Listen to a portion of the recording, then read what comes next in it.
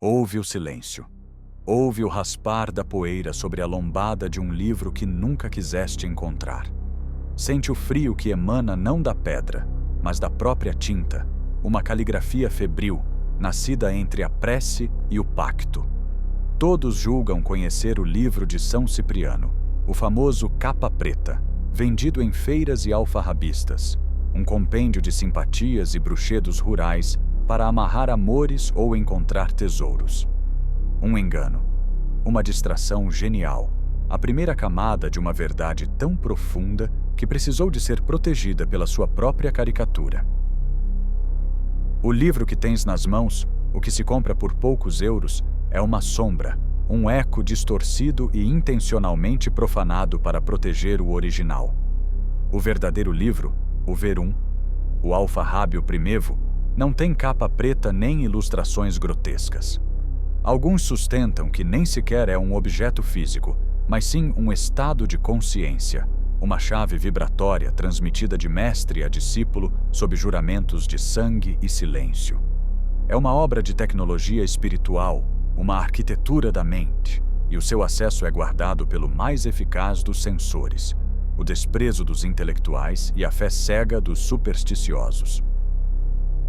A versão popular é um labirinto para os incautos, um curral para os que procuram poder rápido e fácil. Contém fragmentos de verdade, sim, mas deliberadamente desordenados, como um mapa rasgado cujos pedaços foram espalhados ao vento. Os seus feitiços com sapos, gatos pretos e agulhas são iscos, psicodramas desenhados para testar o neófito ou, mais frequentemente, para o desviar para sempre do caminho principal. É a primeira muralha de um censor invisível, uma força que há séculos zela para que a chave não caia em mãos erradas, pois sabe que este não é um livro de feitiços, mas um manual para desfazer a realidade. Para entenderes a chave, tens de esquecer o santo e recordar o homem. A hagiografia conta a história de um feiticeiro arrependido. A verdade é infinitamente mais complexa e perigosa. Cipriano de Antioquia não foi um mero bruxo que se converteu por amor a uma mulher. Essa é a história para as massas, a narrativa de redenção que a Igreja podia tolerar. Um conto de fadas espiritual para adormecer as suspeitas. Nascido em Antioquia por volta do ano 250, no seio de uma família pagã rica e influente, Cipriano foi, desde o berço, consagrado aos deuses antigos. A sua educação não foi a de um nobre comum, foi a de um hierofante em treino. Viajou até a Babilônia, onde os herdeiros dos magos caldeus ainda ensinavam a ler o destino nos movimentos dos planetas e a comandar os espíritos que vivem para lá do véu. Em Mênfis, no Egito, desceu às câmaras subterrâneas para aprender a linguagem dos símbolos, a ciência da morte e do renascimento. Estudou com os mestres herméticos, aqueles que dominavam as técnicas descritas no que séculos depois seria conhecido como o Picatrix, o objetivo do sábio, o mais completo manual de magia astral já escrito. Ele não era um servo de demônios, como a sua lenda popular insiste. Ele era um mestre da teurgia, a alta magia que não busca dobrar o mundo com caprichos, mas sim compreender a sua sintaxe fundamental para poder dialogar com o seu Criador. Estudou as emanações divinas que os textos gnósticos de Nag Hammadi descrevem, os Aeons, e aprendeu a navegar as hierarquias celestes e infernais que mais tarde seriam catalogadas em grimórios como a Chave de Salomão e o Lemegeton. Ele não pedia, ele ordenava, não por arrogância, mas por conhecimento da lei. Era um operador dos 72 nomes da Ars Goetia, não para obter riquezas vulgares, mas para abrir os portais entre os mundos. A sua famosa confrontação com a Virgem Justina, que segundo a lenda o derrotou com o sinal da cruz, não foi uma simples batalha de fé contra a feitiçaria. Foi um ponto de viragem ontológica, um choque de paradigmas. Cipriano, o mestre do mundo material e astral, encontrou uma força que operava num plano superior, uma frequência que não apenas se opunha à sua, mas que a anulava, a transcendia. O sinal da cruz, para ele, não foi um ícone religioso. foi a descoberta de uma nova variável na equação cósmica, a chave que faltava para completar a grande obra. A sua conversão, portanto, não foi uma renúncia, mas uma aquisição estratégica. Ele não queimou os seus livros, ele reescreveu-os à luz desta nova variável, o Logos. Integrou a força crística na sua complexa maquinaria teúrgica, criando uma forma de poder que o mundo nunca antes vira. Foi nesse momento que o verdadeiro livro de São Cipriano começou a ser escrito. Um grimório que fundia a sabedoria esotérica pagã com a chave mestra do cristianismo primitivo. Um poder capaz não de amarrar uma amante, mas de demover impérios e moldar o destino de nações. Nas suas páginas secretas, misturavam-se as invocações de Hermes Trismegisto, as correspondências astrológicas de Agripa e as técnicas teurúgicas que permitiam ao adepto operar não contra a vontade divina, mas como seu instrumento. E é aqui que a história deixa as areias da Síria e atravessa o mar para se enraizar na terra mais ocidental da Europa. Por que motivo este livro, este conhecimento, se tornou uma obsessão especificamente lusitana? Por que ressoa tão profundamente na alma desta nação de marinheiros e poetas, permanentemente assombrada por um futuro que já passou? A resposta está num nome, num nevoeiro, numa ausência que se tornou a mais poderosa das presenças: Dom Sebastião. O sebastianismo, a crença messiânica no regresso do rei desaparecido na Batalha de Alcácer Quibir, em 1578, é apresentado nos livros de história como um delírio coletivo, um mito de compensação por uma glória perdida. Mas há quem afirme que essa é apenas a superfície, o disfarce. Certos textos, que circulam em cópias manuscritas entre iniciados, sugerem que o sebastianismo não é uma esperança passiva. É um ritual ativo, de larguíssima escala, e a sua complexa liturgia está contida, em código, no verdadeiro livro de São Cipriano. O rei oculto, ou rei adormecido, não é apenas a figura histórica de um jovem rei imprudente que se perdeu nas areias do Magrebe. É um arquétipo universal, o Rex Absconditus, dos alquimistas, o Anthropos, dos gnósticos. É a pedra filosofal em estado potencial, o ouro escondido no chumbo da história. Nos termos da gnose, ele é o pneuma, a centelha divina aprisionada na matéria, personificada no corpo coletivo de um povo. O desejado é a promessa do Quinto Império, não como uma entidade geopolítica, mas como um estado de consciência iluminado, uma nova idade de ouro onde a humanidade recuperará os poderes perdidos no Jardim do Éden. Eduardo Lourenço escreveu sobre o Labirinto da Saudade, essa melancolia estrutural que define a alma portuguesa, sempre voltada para um passado glorioso e um futuro utópico, evitando o presente. Mas o que é a saudade, senão a manifestação de uma operação mágica incompleta? A energia psíquica de um povo inteiro, focada numa ausência, numa nostalgia que é, na verdade, uma invocação constante. Portugal não vive na saudade. Portugal é a saudade, a materialização geográfica de um sentimento transformado em território, uma nação inteira convertida num círculo de conjuração. A versão popular do livro, com os seus feitiços e rezas, é o campo de treino. Cada ritual grotesco é uma metáfora para um processo psicológico e espiritual profundo. A oração da cabra preta, que tanto assusta os devotos, não é uma invocação satânica.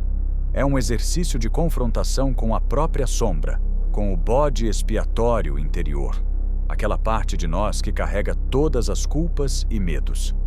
Ao recitar a oração, o praticante não chama uma entidade externa.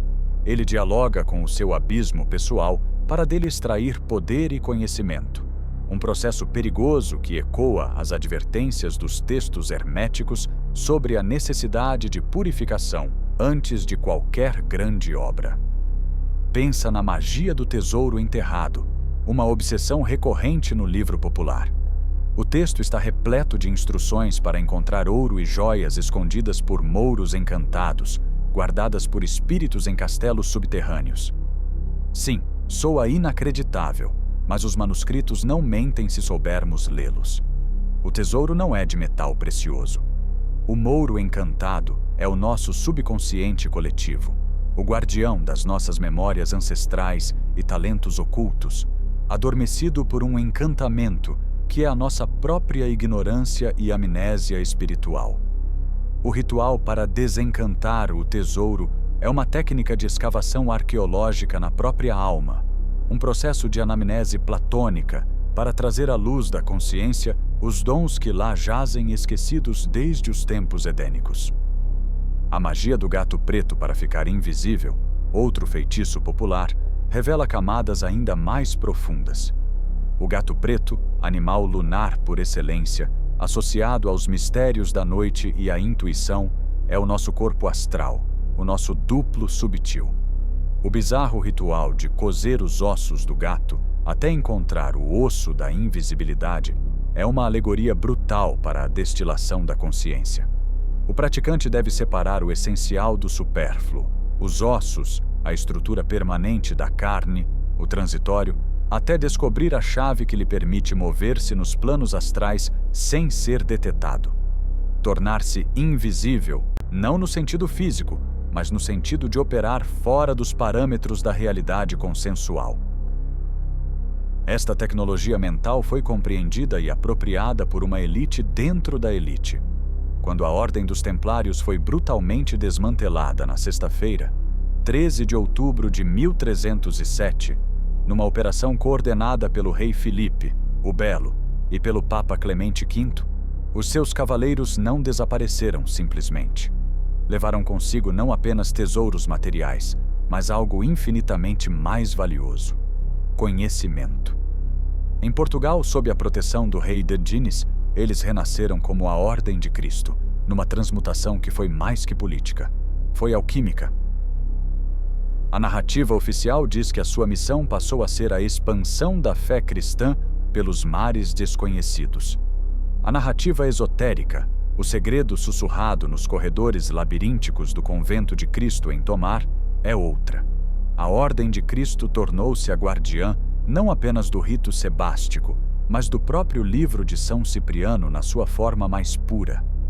Os seus mestres, herdeiros do conhecimento que os templários trouxeram de Jerusalém, uma mistura explosiva de gnosticismo cristão, cabala hebraica e magia salomônica, viram na chave de Cipriano a ferramenta que lhes faltava para realizar o verdadeiro destino de Portugal. O convento de Cristo em Tomar não é um mosteiro, é um laboratório, um complexo de pedra e cal desenhado para funcionar como uma máquina alquímica de escala arquitetônica. Olha para a charola, o coração octogonal do edifício.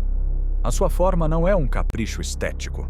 O octógono, como ensina a geometria sagrada, é a forma de transição entre o quadrado, símbolo da terra, dos 4 elementos, e o círculo, símbolo do céu, da perfeição divina. É um portal dimensional petrificado, um Stargate medieval. A sua acústica foi calculada com precisão matemática. Cada sussurro pronunciado no centro ressoa de forma específica, criando harmônicos que alteram o estado de consciência. A sua orientação solar permite que, em certas datas do ano, os raios atravessem as janelas numa sequência que ilumina símbolos específicos nas paredes, criando um livro de luz que só pode ser lido por quem conhece o código. A simbologia esculpida na pedra não são meros ornamentos, são sigilos ativos, representações das forças elementares e astrais que a Ordem comandava, uma biblioteca tridimensional de conhecimento hermético. Pensa na famosa janela do capítulo, essa explosão de pedra esculpida que os historiadores de arte, esses sábios falsos, descrevem como o auge do estilo manuelino. Para eles, é decoração exuberante, uma celebração da era dos descobrimentos, mas um iniciado vê outra coisa. Vê um talismã gigantesco, um mandala de pedra. As cordas marítimas, as algas, as esferas armilares, os símbolos da Ordem de Cristo e da Ordem da Jarreteira não são enfeites, são componentes de um complexo sigilo astrológico. uma representação das forças cósmicas que a ordem invocava para garantir o domínio sobre os caminhos do mar e do destino. A janela não é uma janela, é uma declaração de poder, um feitiço petrificado que ainda hoje irradia energia. Os descobrimentos marítimos não foram, portanto, uma série casual de viagens de exploração motivadas pela curiosidade ou pela cobiça. Foram o maior ato de magia cerimonial da história documentada, uma operação coordenada para tecer uma rede energética planetária com Portugal como centro. Cada padrão que Diogo Cão erguia na costa de África, cada cruz que Bartolomeu Dias plantava nos cabos remotos, não eram meros marcos territoriais. Eram pontos de acupuntura planetária, pregos a fixar o feitiço no corpo magnético da Terra. O Picatrix, esse manual árabe de magia astral que chegou à Europa através das traduções de Afonso X de Castela, ensina como criar talismãs para capturar a energia de uma estrela específica e focá-la num objetivo terrestre. A Ordem de Cristo, aplicando este conhecimento numa escala inédita, transformou o próprio planeta numa rede de talismãs interligados. Cada forte, cada igreja, cada povoação fundada pelos navegadores portugueses era um nó nesta rede. Um ponto onde as energias cósmicas podiam ser canalizadas e dirigidas para o centro. Portugal. Mais especificamente, Tomar. Mais especificamente, a Charola. As caravelas, essas naves aparentemente frágeis que ousaram desafiar oceanos desconhecidos, não navegavam apenas com a força do vento. Carregavam um carregamento invisível mais valioso que todo o ouro da Índia. Operadores, treinados na chave de Cipriano. Homens que sabiam como ancorar energia astral em locais geográficos específicos, como transformar uma paisagem num campo de força. O seu destino não era apenas descobrir novos territórios, mas sacralizá-los, integrá-los numa grelha de poder que abrangeria o mundo inteiro. Este é o segredo que a história oficial esconde. A expansão portuguesa não foi imperialismo no sentido moderno. Foi teurgia aplicada, um projeto de transformação planetária dirigido por uma elite esotérica que via nas navegações não a conquista de mercados, mas a materialização de um plano divino.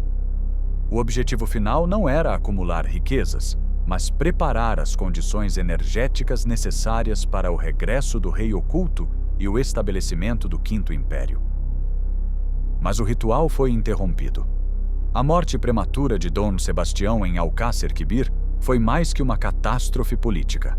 Foi um curto-circuito cósmico. A energia acumulada durante décadas de trabalho ritual, toda focada na figura do jovem rei, que deveria encarnar o arquétipo do Rex Christianus, ficou subitamente sem receptor. A energia implodiu, criando uma onda de choque psíquica que reverbera até hoje. Essa onda de choque tem um nome: saudade. Essa melancolia cósmica que Eduardo Lourenço identificou como o labirinto da alma portuguesa. Não é apenas nostalgia, é o luto de uma nação por um ritual que falhou. O que é a saudade, então, senão a assinatura energética deste ritual falhado? Não é uma mera melancolia cultural. É uma tensão psíquica deliberadamente cultivada, uma dissonância constante entre a memória de uma grandeza prometida e a percepção de um presente diminuído. Esta tensão, mantida ao longo de séculos por milhões de portugueses que nem suspeitam do seu papel, gera uma quantidade imensa de energia emocional. Um campo de força que os iniciados chamam de egregore nacional. O rito sebástico, alimentado pela chave de Cipriano, foi concebido para canalizar esta energia, esta corrente gigantesca de patos nacional, para um único fim: forçar a ressurreição do rei. Portugal não é um país, é um sarcófago, um túmulo magnífico para um rei vivo que dorme e sonha, e cujos sonhos moldam a realidade melancólica da nação. Os portugueses não vivem na saudade, eles são a saudade, células de um organismo coletivo que funciona como um vasto ritual de invocação. A Inquisição sabia, ou pelo menos os seus membros mais inteligentes e bem informados suspeitavam. Os arquivos da Torre do Tombo, muitos dos quais permanecem por catalogar ou foram perdidos em circunstâncias misteriosas, continham evidências que fariam as descobertas de Dan Brown parecerem brincadeiras de crianças. Processos contra bruxos ciprianistas, interrogatórios de feiticeiros sebastianistas, confissões arrancadas sob tortura de homens que falavam de livros malditos e rituais para despertar o rei que dorme. O censor oficial, o acadêmico da corte, ridicularizava estas práticas como superstição de camponeses ignorantes. Mas em privado, nos gabinetes secretos do Santo Ofício, os inquisidores mais astutos procuravam não erradicar o culto, mas sim encontrar e controlar o livro original. Eles não queriam destruir a chave, queriam roubá-la. Sabiam que quem a possuísse controlaria não apenas a alma de Portugal, mas o destino de toda a cristandade. Pois se Portugal era a cabeça da serpente, Roma era o coração, e quem dominasse um dominaria o outro. A figura de São Cipriano foi, por isso, alvo de uma sofisticada campanha de desinformação que durou séculos. Por um lado, a Igreja canonizou-o, absorvendo a sua história e neutralizando-a numa narrativa de arrependimento e conversão. Criou-se a lenda do feiticeiro que se tornou santo, uma história edificante sobre o poder redentor da fé. Por outro lado, as versões populares e degradadas do seu grimório foram discretamente incentivadas, transformando o seu nome num sinônimo de magia negra de baixo calibre, de feitiçaria rural para conseguir amores e tesouros. Mas a tradição não morreu. Simplesmente se escondeu. Há quem afirme que fragmentos do livro original foram inseridos em locais inesperados, como uma mensagem numa garrafa atirada ao mar do tempo. Nos painéis de azulejos que cobrem inúmeras igrejas e palácios, escondem-se padrões numéricos e geométricos que, quando lidos na sequência correta por um olhar treinado, formam invocações e fórmulas. Um azulejo aqui, outro ali, separados por metros ou mesmo por séculos, mas que juntos compõem páginas inteiras do livro secreto. Na talha dourada das capelas barrocas, anjos e serafins contorcem-se em posições que parecem meramente decorativas, mas que recriam posturas rituais descritas em manuscritos de yoga tântrico e teurgia ocidental. As suas mãos traçam sigilos no ar, os seus corpos formam letras de alfabetos angélicos. A própria arquitetura se torna um livro, e cada igreja um capítulo da grande obra cifrada. A própria paisagem de certos locais é um mapa tridimensional do processo iniciático. Sintra é o exemplo supremo.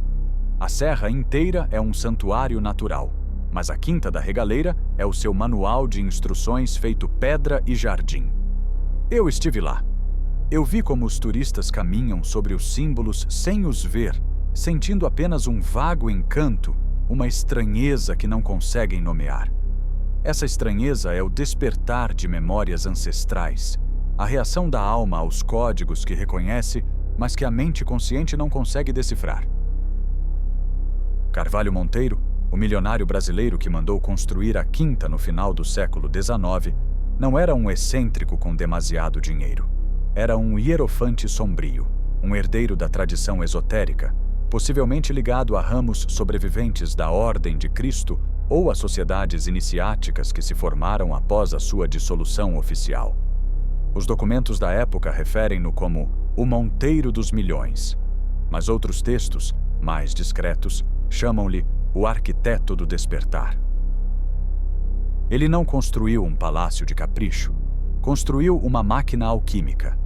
Cada elemento do conjunto foi desenhado para conduzir o visitante através de uma jornada iniciática completa, das trevas à luz, da ignorância à gnose. Os túneis subterrâneos que serpenteiam sob a propriedade não são simples passagens, são réplicas dos caminhos do Hades, os percursos que a alma deve fazer para renascer purificada. O poço iniciático, com os seus 9 patamares em espiral descendente, não é uma homenagem romântica à Divina Comédia de Dante. É uma descida literal às 9 esferas infralunares descritas por Agripa nos seus 3 livros de filosofia oculta. uma geografia espiritual que os iniciados conhecem há milênios. Cada patamar corresponde a um dos reinos do submundo astral, cada um governado por uma das inteligências planetárias, ou, se preferires uma linguagem mais direta, por um dos 72 espíritos da Ars Goetia. A iniciação que o poço proporciona não consiste em pactuar com estes espíritos, mas em enfrentá-los dentro de si mesmo. Cada patamar representa um nível de consciência, uma camada da psique humana. Ao descer, o iniciado encontra as suas próprias sombras, os seus medos e desejos reprimidos, personificados nas formas arquetípicas dos demônios goéticos. Mas estes não são entidades externas e malévolas. São aspectos da própria alma humana, forças psíquicas que devem ser integradas, não exorcizadas. Lá embaixo, no chão úmido do poço, não se encontra a escuridão do inferno, mas uma estrela de 8 pontas, a rosa dos ventos, embutida em mármore branco. É o mesmo símbolo do octógono de Tomar. É a bússola que aponta para lá do mundo físico, o portal dimensional aberto no próprio centro da Terra. A descida ao poço é um ato de magia ciprianista, consciente ou não. Quem o faz está a reativar um circuito adormecido no seu próprio corpo de luz, a despertar memórias guardadas no ADN espiritual da espécie. O livro de São Cipriano, na sua forma mais pura, é o manual de instruções deste processo de despertar. Não contém feitiços no sentido vulgar, receitas para conseguir favores mundanos. Contém algoritmos mentais, tecnologias da consciência refinadas ao longo de milênios de experiência iniciática. Ensina o praticante a abrir a mente, uma expressão que hoje usamos de forma leviana, sem suspeitar do seu sentido literal, através de uma combinação precisa de jejuns, controle da respiração, posturas corporais específicas e, acima de tudo, a entoação de palavras de poder. Estes mantras não são nomes de demônios, apesar de algumas versões corrompidas do livro os apresentarem assim. São fórmulas sonoras cuja vibração específica altera a frequência das ondas cerebrais, permitindo ao praticante sincronizar a sua consciência com outros níveis de realidade. Cada sílaba foi calculada para produzir um efeito neurofisiológico preciso, alterando o fluxo de neurotransmissores e ativando áreas dormentes do cérebro. Ando numa frequência tão baixa que apenas as almas mais sensíveis a conseguem detetar. O praticante, usando as técnicas do livro, afina a sua própria mente, até que ela vibre em uníssono com este diapasão cósmico.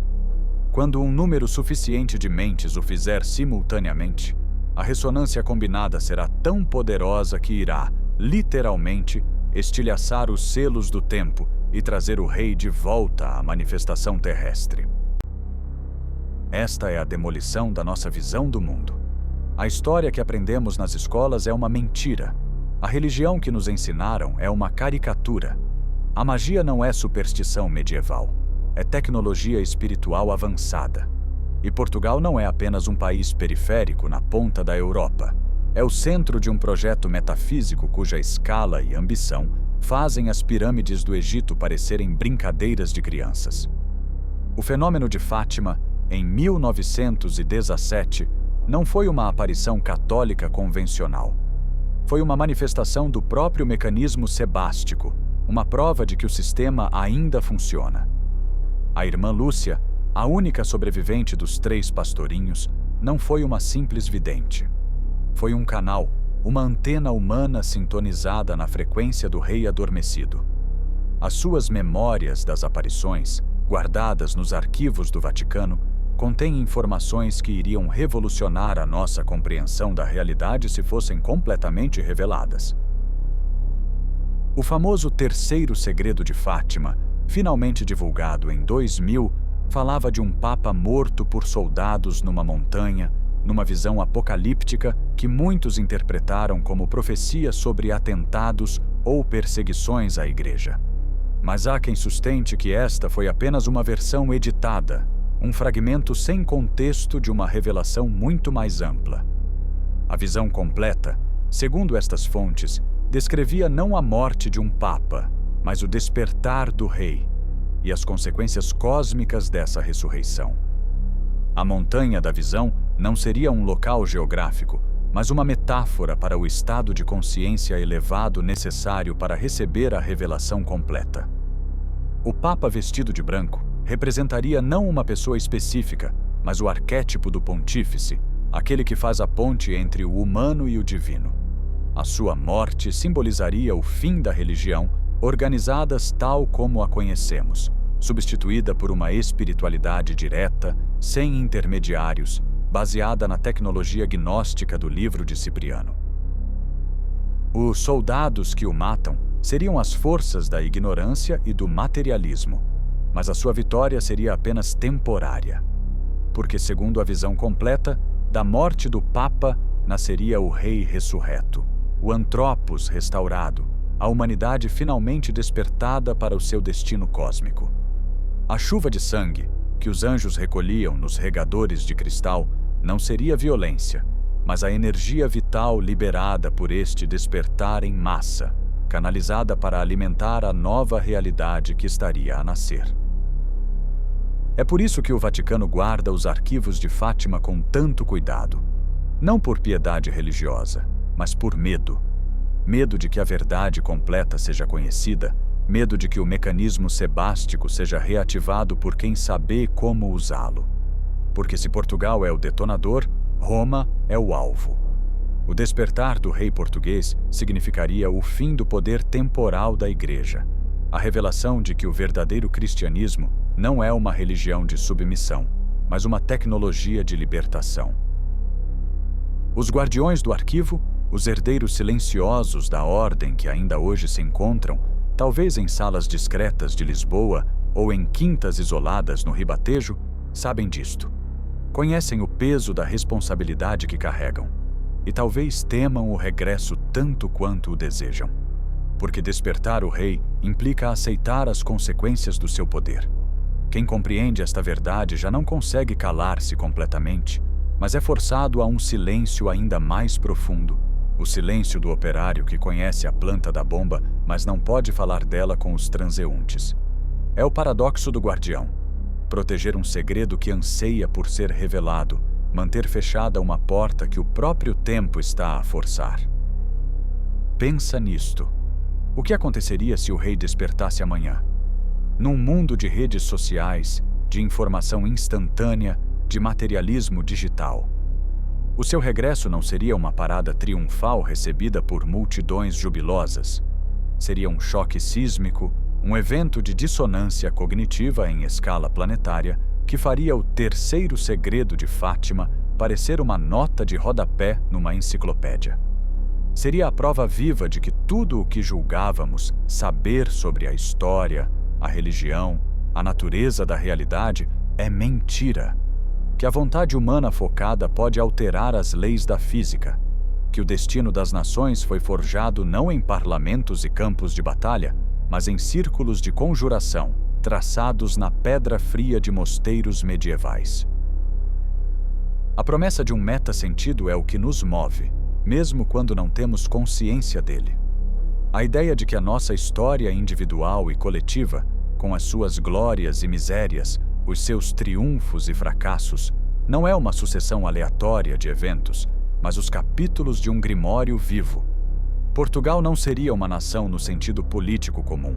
Seria um feitiço, um encantamento lançado há séculos, inscrito na própria paisagem, tecido no ADN cultural do povo, à espera da palavra de ativação final. Centenas de milhares já sentiram este chamamento sem conseguir nomeá-lo. É um reconhecimento anímico, uma memória celular que desperta ao ouvir certas palavras, ao ver certos símbolos, ao visitar certos lugares. O livro está a chamar. A frequência do rei adormecido está, subtilmente mas inegavelmente, a aumentar. Os sonhos coletivos estão a mudar. As sincronicidades multiplicam-se. O véu entre os mundos torna-se mais fino a cada dia que passa. Agora sente o ar à tua volta. Sente a quietude desta madrugada. O que julga ser silêncio é o som da chave a preparar-se para rodar na fechadura. um som que apenas a alma pode ouvir. O sarcófago não está em Alcácer Quibir, nem num panteão de mármore. O sarcófago é a própria paisagem de Portugal, a mente coletiva da sua gente, o labirinto da saudade que nos aprisiona e, ao mesmo tempo, nos define. Mas todo o labirinto tem um centro, todo o sarcófago tem uma chave. E essa chave está nas páginas do verdadeiro livro de São Cipriano, esperando ser encontrada por quem tenha olhos para ver e ouvidos para ouvir. E o nevoeiro? Aquele nevoeiro que se levanta do Atlântico todas as manhãs, envolvendo a costa numa mortalha branca e fria, o véu que esconde a ilha encoberta do sonho sebastianista. E se não for apenas um fenômeno meteorológico? E se for a respiração lenta e profunda do rei adormecido, a espera? A espera do dia em que um número suficiente de mentes, abertas pela chave de Cipriano, se sincronizem na frequência correta e o chamem finalmente de volta à casa. A questão já não é se ele voltará. A questão é se estamos preparados para o mundo que ele trará consigo. Um mundo onde a magia não será fantasia, mas ciência aplicada. Onde os sonhos moldarão a realidade com mais força que os martelos. Onde Portugal cumprirá finalmente o seu destino não como potência colonial ou membro da União Europeia, mas como farol da nova humanidade desperta. O Quinto Império não será territorial, será ontológico, e a sua capital não estará em Lisboa ou Tomar, mas na consciência transformada de cada alma que descobrir a chave e a souber usar.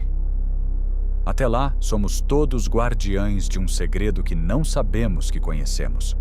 Somos células de um organismo maior que respira através da saudade e sonha através dos fados.